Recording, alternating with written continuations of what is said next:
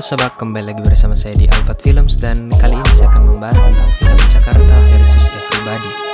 Tapi sebelum itu, klik tombol subscribe di bawah dan bunyikan loncengnya untuk video terupdate dari kami. Oke, start the beat. Saya bakal membahas soal sinopsis, pemeran, dan fakta, dan juga update-update lain soal film ini. Dan kita akan mulai dari sinopsis. Dilansir dari kompas.com, film Jakarta versus Everybody ini menampilkan Jeffrey Nicole sebagai Dom, seorang remaja yang tengah mencari jati dirinya. Tinggal di kota Jakarta, Dom memiliki harapan untuk dapat menjadi seorang aktor. Namun, mimpi tersebut ternyata jauh lebih sulit dari yang ia bayangkan. Berbagai audisi telah dirinya ikuti dan belum ada yang berhasil satu kali pun. Alhasil, dirinya pun harus memutar otak untuk dapat mencari uang demi keberlangsungan hidupnya. Suatu saat, dirinya bertemu dengan pasangan muda, Radit yang diperankan oleh Ganindra Bimo dan juga Pinka yang diperankan oleh Wulan Guritno, yang menawarinya sebuah pekerjaan. Meskipun pekerjaan yang ditawarkan oleh keduanya melibatkan narkoba, Dom tetap memutuskan untuk melakukannya. Demi kelancaran bisnisnya ini, Dom juga menggunakan kemampuan beraktingnya selama beroperasi. Hal ini pun membuat kehidupannya kian menjadi buruk. Suatu saat dirinya bertemu dengan Kansa yang diperankan oleh Dea Panendra, seorang gadis perias mayat. Dari pertemuan keduanya ini, Dom menjadi sadar hidupnya telah jauh menyimpang. Ia pun berniat untuk meninggalkan pekerjaan itu. Sayangnya, keluar dari kehidupan tersebut tidaklah semudah yang ia pikirkan. Dilihat dari sinopsisnya bakalan dark banget nih ceritanya. Kita bakalan dibawa ke dalam dunia lain dari Jakarta. Sisi lain dari Jakarta yang mungkin bagi sebagian orang belum pernah melihatnya. Melihat bagaimana orang ingin mengejar mimpi tetapi nggak kesampaian, akhirnya harus banting setir ke dalam sebuah dunia yang sebenarnya tidak dia inginkan. Tetapi kalau perut yang berbicara ya, apapun dia lakukan. Mungkin hal-hal seperti ini yang coba diangkat oleh Jakarta versus Everybody. Ditambah lagi kalau ada hubungannya dengan narkoba, apalagi pengedar, sudah pasti tidak akan berjalan mulus dan terus-menerus dibayangi oleh risiko tertangkap aparat, atau ketagihan atau overdosis obat sendiri. Ingat ya, don't get high on your own supply. I really don't want to say that. Untungnya ada malaikat yang mencoba untuk menarik Dom keluar dari dunia gelap ini, tetapi itu bukanlah hal yang mudah. Nah, selanjutnya saya akan membahas soal trailer dari Jakarta versus Everybody. Trailernya dibuka dengan tulisan PH yang menggarap film ini, yaitu Pratama Pradana Picture bersama dengan Summerland dan Urban. Kalian mungkin tahu PH Pratama Pradana Picture karena dia juga menggarap film F. Maryam yang menurut saya kualitasnya dan juga isu yang dibawakan itu bagus. Sutradara dari film F. Maryam yaitu Ertanto Robi Sudadiskam juga adalah sutradara dari film Jakarta versus Everybody. Bahkan dia juga menulis untuk film ini bersama dengan Jeffrey Nicole. Kalau dilihat dari F. Maryam sih bagus ya kualitasnya dan isunya sama-sama gelap. Yang diangkat mungkin ini khasnya sutradara juga, dan karena F. Maryam itu bagus secara film, saya jadi ya cukup optimis saat akan menonton film Jakarta versus Everybody nanti.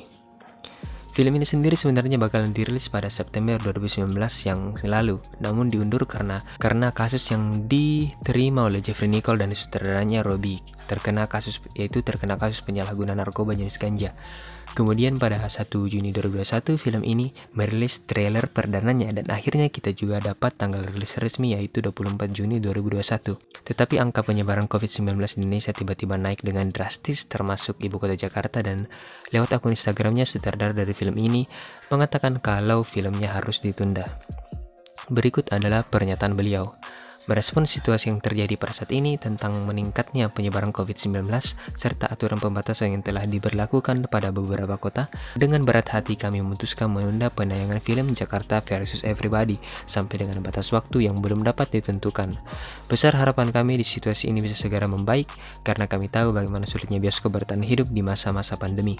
Mari bersama-sama kita menaati semua prosedur kesehatan yang telah ditetapkan agar kita bisa segera bertemu di bioskop. Peluk erat untuk semua pecinta film Indonesia, tulis Robi di akun Instagram pribadinya.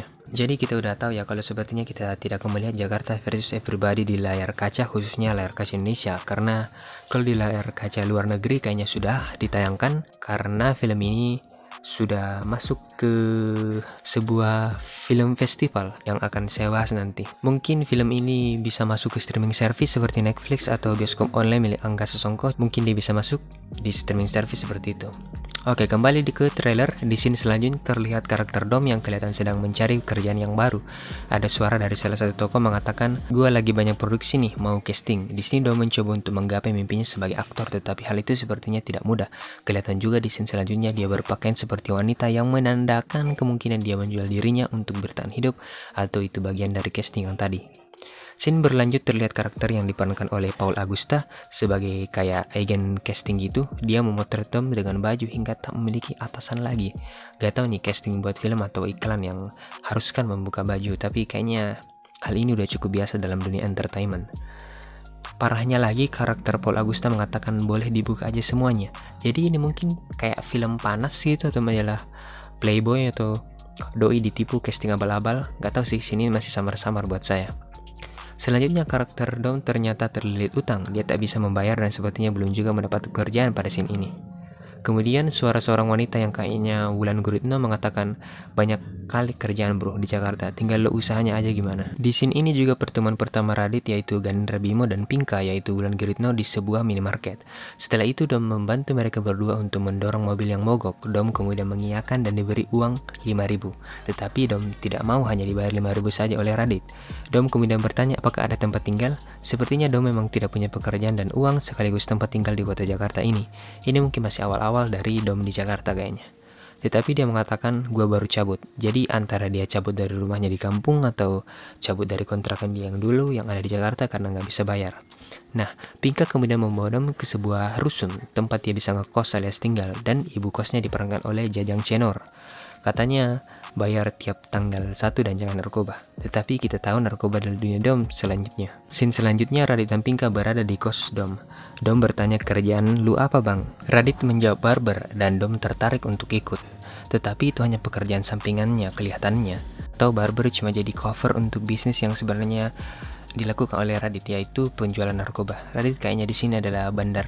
Selanjutnya Pinka mengatakan setiap broadcast pakai kode Jakarta. Mungkin ini semacam sandi rahasia bagi para pengedar agar tidak tercium oleh aparat. Dom kemudian menjalani hari-harinya sebagai seorang pengedar narkoba. Pinka juga menasehati Dom pada scene berikutnya kalau gini nggak cukup otak doang, feeling lo yang harus lo asah, itu yang paling penting. Mungkin di sini Pinka lagi ngajarin Dom cara jadi pengedar yang baik dan cerdik. Dom pada scene selanjutnya terlihat sudah punya banyak uang dan Radit mengajaknya untuk pesta narkoba di kamarnya. Scene selanjutnya terlihat Radit dan Pinka sedang berhubungan seks, sedangkan berikutnya terlihat Dom dan terlihat juga pacar Dom yang diperankan oleh Deva Nindra sedang merayakan ulang tahun. Entah siapa antara mereka berdua yang ulta, mungkin pacarnya Dom ini. Ada juga cameo dari Chico Jericho di film ini dan mengatakan kalau Chico adalah idolanya. Scene selanjutnya kayaknya kalian tonton sendirilah dia lagi ngapain. Scene selanjutnya Pinka mengatakan siapa, kemudian Dom mengatakan bukan siapa-siapa. Pinka kemudian mengatakan jangan pakai rasa loh. Pinka sepertinya sedang membicarakan soal pacar Dom ini. Scene selanjutnya Dom mengatakan ada kepikiran berhenti bang. Dia mengatakannya kepada Radit. Radit kemudian mengatakan ngapain lo ngomong serius sama gua. Lo bilang lo aktor aja nggak bisa pakai intuisi lo. Scene selanjutnya Radit dan Pinka seperti menangkap dan menahan Dom. Di scene ini Dom sepertinya mulai bertobat dan ingin keluar dari bisnis ini, tetapi dicegat oleh Radit dan Pinka. Kemudian karakter ibu kos mengatakan hidup nggak harus bagus-bagus amat, bisa gila. Scene selanjutnya Radit menarik kerah baju Dom dengan tatapan marah. Scene selanjutnya Dom terlihat adu jotos, tapi dilihat dari perawakannya bukan Radit. Scene berikutnya pacar Dom mengatakan hidup cuma 1 detik dari kematian, jadi jangan pernah lo seselin. Kalau dilihat dari awal sepertinya memang bakal banyak pelajaran hidup dan kata-kata motivasi dari perspektif orang yang tiap harinya harus bekerja demi makan hari ini dan esok. Melihat sudut pandang mereka melihat dunia yang bisa saja berbeda dan membuka mata kita akan dunia-dunia seperti ini. Itu dia tadi beberapa scene penting menurut saya di trailernya. Cukup banyak yang bisa diketahui dari para karakter, cerita, kemudian tone, dan juga seberapa dalam tema yang coba diangkat di film ini. Tetapi jangan beranjak dulu dari video ini karena masih ada update menarik lain soal film Jakarta versus Everybody. Film ini juga telah ditayangkan dalam festival film Tallinn Black Nights pada November 2020 yang lalu. Kalau ada yang belum tahu, Festival Film Tallinn Black Night adalah sebuah festival film tahunan yang diadakan sejak tahun 97 di Tallinn, ibu kota Estonia. Film ini sukses menembus Festival Film Tallinn Black Night yang berlangsung di Estonia itu, namun di pentas internasionalnya diberi judul Jakarta City of Dreamers, bukan Jakarta versus Everybody. Banyak penonton Eropa, khususnya Estonia, yang menyaksikan film tersebut dalam pemutaran terakhirnya di Festival Film Tallinn Black Night. Selanjutnya, film ini juga punya fakta menarik lain loh yang dikatakan oleh sutradaranya juga. Dia menuturkan Jakarta versus Everybody mengangkat kisah realistik dan uniknya film berlatar kota Jakarta ini minim dialog namun mudah untuk dipahami para penonton. Berikut pernyataan sutradaranya. Film ini minim dialog, saya membayangkan dan juga memprediksi seandainya tanpa suara pun menonton akan tetap memahami apa yang sedang terjadi, kata Robbie dalam keterangan persnya. Ide film ini katanya berawal dari kesadaran bahwa setiap manusia tercipta dengan kekurangan atau tidak ada yang sempurna. Baik dan buruk dalam sebuah kehidupan merupakan perjalanan yang harus dilalui karena perjalanan tersebut memiliki arti tersirat. Penggarapan Jakarta versus Everybody diawali dengan riset tentang permasalahan yang dialami anak-anak muda beberapa tahun silam di kota Jakarta. Dari riset itu bersama Jeffrey Nicole menuangkan dalam bentuk skenario film. Setelah menyaksikan film ini, banyak yang bertanya terkait hal teknik syuting, berapa hari budget riset, dan terutama mereka bertanya mengapa bisa tampil senatural itu. Selebihnya mereka juga ingin tahu bagaimana caranya memasukkan unsur drama, komedi, romance, dan action sekaligus. Mereka melihat karakter yang kompleks dalam film ini, ujar Robbie dalam keterangan tertulisnya. Menurut Robbie, melalui film ini mereka menontonnya sedikit banyak mengetahui bayangan tentang Jakarta. Ketertarikan mereka terhadap Indonesia, khususnya Jakarta, sangat tinggi. Lewat film ini, penonton bisa melihat sisi kota Jakarta sebagai kota yang modern, karena bisa terlihat Indonesia memiliki infrastruktur yang sudah maju. Saya bangga memperlihatkan Indonesia, Jakarta, khususnya di mata dunia yang lebih luas, ungkap Robbie. Belum lama ini, aktor kelahiran 15 Januari 1999 ini pun mengungkapkan kesulitannya selama menjalani syuting dalam film garapan Robbie. Kendala yang dialami Jeffrey tersebut berkaitan dengan salah satu adegan filmnya di mana karakter yang diperankan olehnya harus merokok. Di Jakarta versus Everybody ini gue ada adegan merokok dan sebelumnya itu gue nggak pernah merokok. Jadi sebulan sebelum mulai syuting gue belajar merokok. Terus pas syuting gue bisa ngabisin 2-4 bungkus rokok dalam sehari.